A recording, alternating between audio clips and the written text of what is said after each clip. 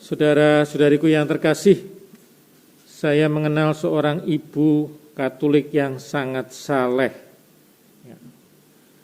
Dia punya 5 anak dan tiap hari dia berdoa rosario dan selalu mengajak anak-anaknya untuk berdoa bersama.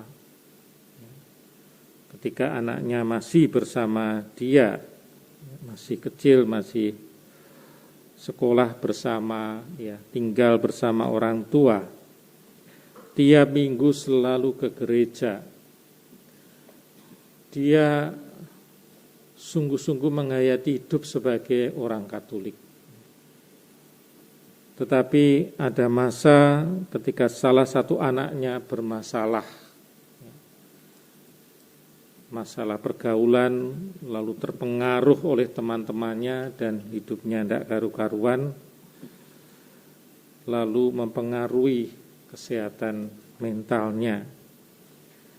Ibu ini makin semangat berdoa, makin rajin ziarah, novena, misa, apapun dia lakukan. Tetapi tetap saja anaknya yang dia cintai tidak berubah.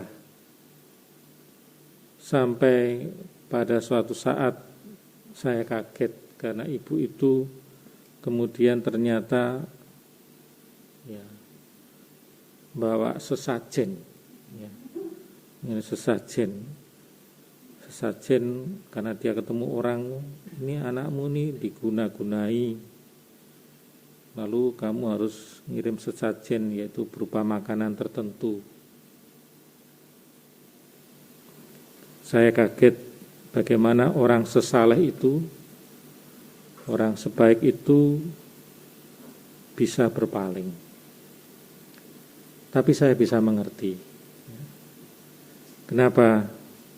Karena permasalahan yang tidak selesai-selesai, penyakit yang tidak sembuh-sembuh, padahal kita sudah berusaha dengan cara yang benar, itu bisa melemahkan kita. Maka ketika ada tawaran, wah di sini lebih cespleng,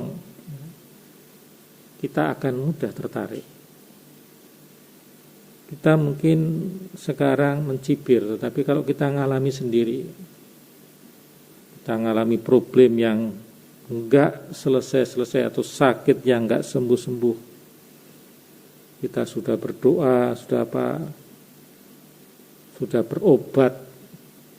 Coba nanti ada orang mau ini enggak, ini pasti sembuh, kita akan tergiur. Karena penderitaan yang lama itu melemahkan iman kita.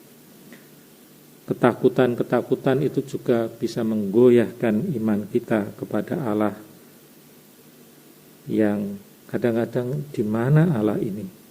Inilah yang terjadi dalam bacaan pertama. Pergulatan iman Raja Ahaz. Jadi dalam bacaan pertama itu konteksnya waktu itu Raja Ahaz ini Raja Yehuda. Israel pada waktu itu pecah setelah Salomo, itu menjadi 2 kerajaan, Yehuda dan Israel. Dan Tuhan itu lebih berpihak pada Yehuda. Pada waktu itu Ahaz Raja Yehuda, itu dalam sejarah Yehuda selalu mengalami penyertaan Tuhan. Tapi pada waktu itu gemetar Raja Ahaz. Kenapa? Karena dia diserang oleh koalisi Raja Israel dan Raja Aram, itu berkoalisi mengepung Ahaz. Goyah.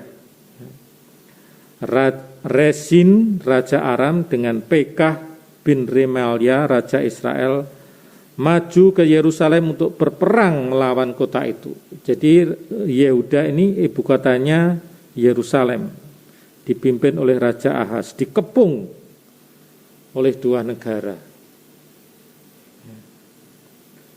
Apa yang terjadi? hati Ahaz dan hati rakyatnya gemetar ketakutan. Bagaimana satu negara dikepung oleh dua negara yang kuat, pasti gemetaran. Mati semua, ini nanti dibunuh, dirampok, diperkosa ya rakyatnya. Nah, saat itu mulai goyah. Dan dalam sejarah memang Raja Ahaz ini mencari dukungan dari Mesir. Itu tanda bahwa kepercayaan kepada Tuhan mulai goyah, luntur.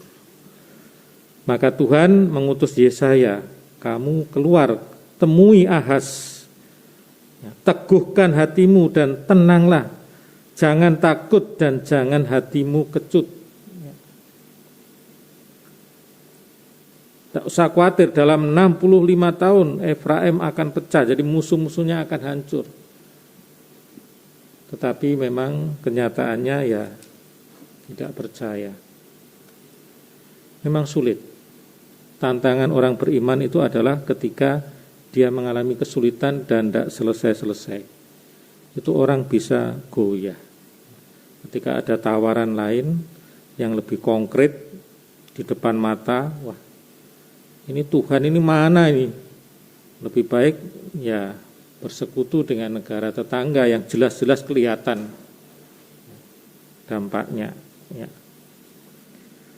Dan itu juga jadi satu tantangan beriman adalah ketakutan akan hidup, kekhawatiran, ya. Problem yang besar yang tidak selesai-selesai. Itulah tantangan orang beriman. Makanya orang beriman itu diuji ketika dia punya masalah.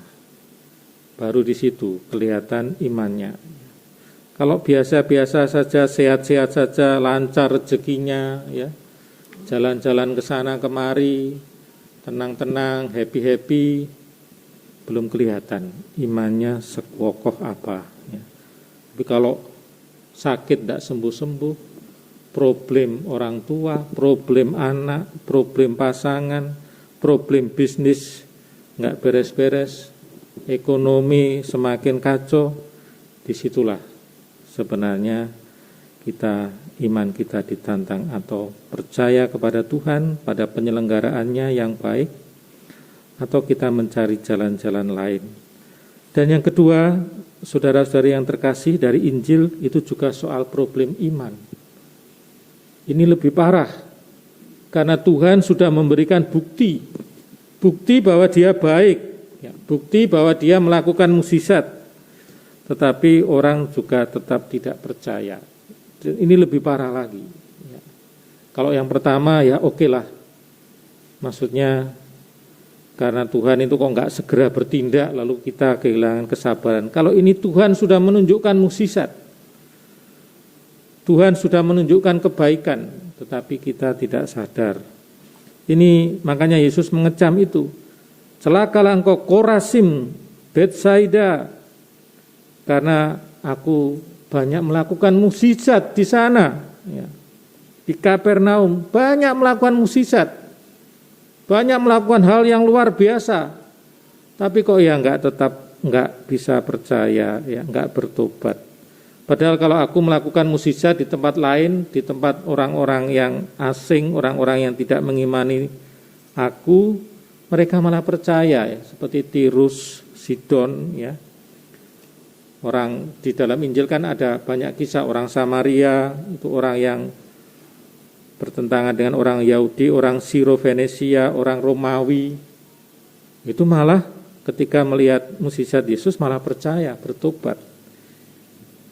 Nah, maka ini menjadi pertanyaan bagi saya dan Anda. Pertama, apakah kita ketika kita mengalami yang baik dari Tuhan, apakah kita itu percaya bahwa Tuhan yang mengadakan itu? Dan yang kedua, kalau kita mengalami kesulitan, apakah kita tetap teguh dalam iman kita? Dalam akhir bacaan pertama dikatakan, jika kalian tidak percaya, niscaya kalian tidak teguh jaya. Mari kita mohon iman kita ditambahkan supaya kita teguh jaya dan mengalami keselamatan. Amin.